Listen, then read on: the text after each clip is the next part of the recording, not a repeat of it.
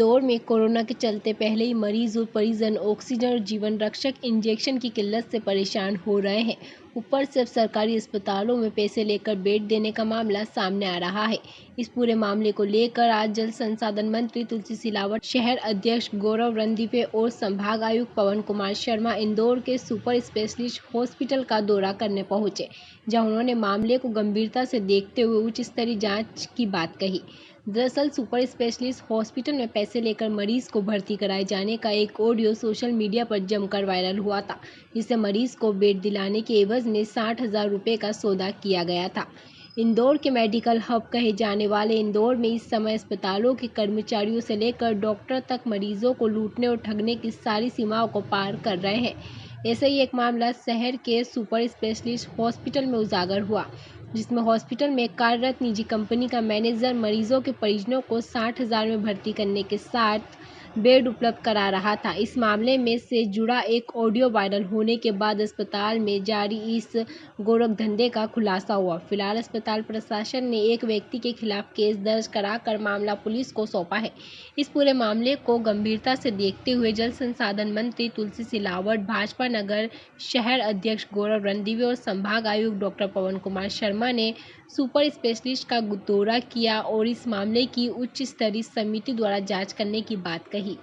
फिलहाल पुलिस की पड़ताल में पता चला कि सुपर स्पेशलिस्ट हॉस्पिटल में फैसिलिटी मैनेजर गिरजा शंकर यादव द्वारा ज़रूरतमंद मरीज से संपर्क कर अस्पताल के पीछे के रास्ते से मरीज को डॉक्टर के पास पहुंचाकर उन्हें अस्पताल में भर्ती करवा रहा था। इस मामले से जुड़ा जो ऑडियो वायरल हुआ है, उससे संबंधित पीड़ित ने खुद को शहर के एयरपोर्ट रोड पर मरीज को भर्ती कराने के लिए अस्पताल में कार्यरत डॉक्टर पीयूष के रिश्तेदार को 60,000 में मरीज को भर्ती करने का सौदा करते हुए सुनाई दे रहा है। यह ऑडियो वायरल होने के बाद जब अस्पताल में जारी यह गोरख धंधा उजागर हुआ तो पता चला कि आरोपी गिरजा शंकर यादव यहां पर किसी मरीज के भर्ती होने के बाद अस्पताल के पीछे के रास्ते से पैसे लेकर डॉक्टर की मदद से मरीजों को भर्ती करा देते थे।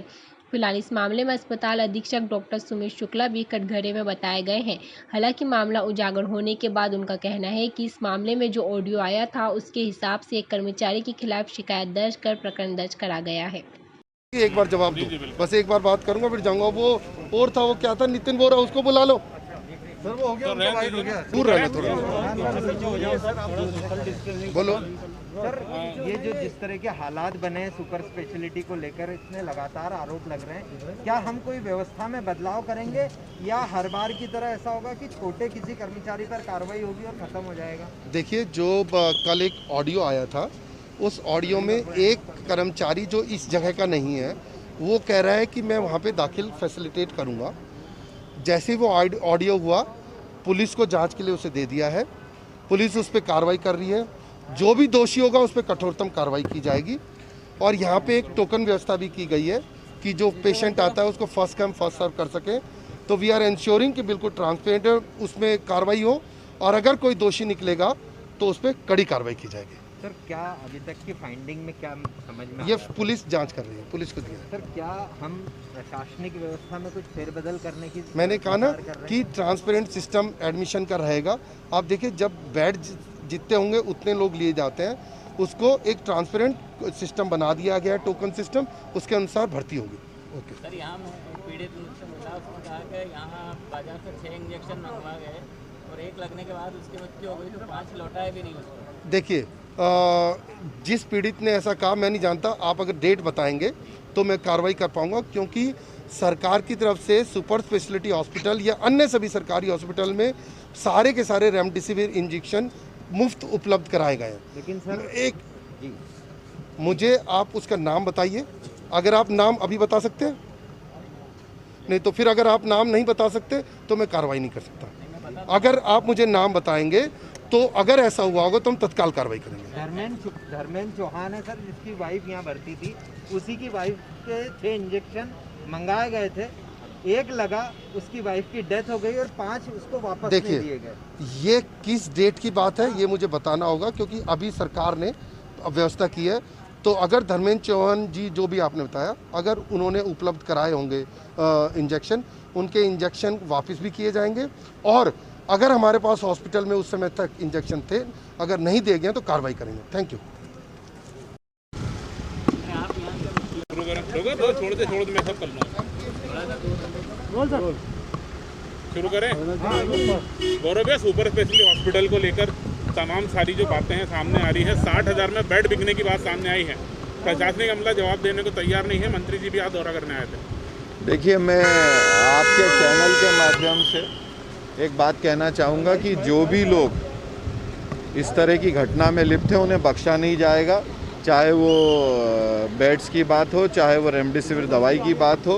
प्रशासन, सरकार, हमारे माननीय मुख्यमंत्री शिवराज जी इस सब विषय को लेकर बहुत गंभीर है। आज माननीय प्रभारी मंत्री जी ने कड़े निर्णय लेते हुए उच्च स्तरीय समिति गठित करके, और जो भी लोग इसमें दोषी पाए जाएंगे उन्हें बख्शा नहीं जाएगा, कठोर से कठोर कार्रवाई की जाएगी। किनको जांच की जिम्मेदारी दी है? कौन से अधिकारी? उच्च स्तरीय जांच कमेटी बन रही है, और जो मैंने जैसा कहा कि जो भी लोग इसमें सम्मिलित हैं उन पे कठोरतम कार्रवाई की जाएगी।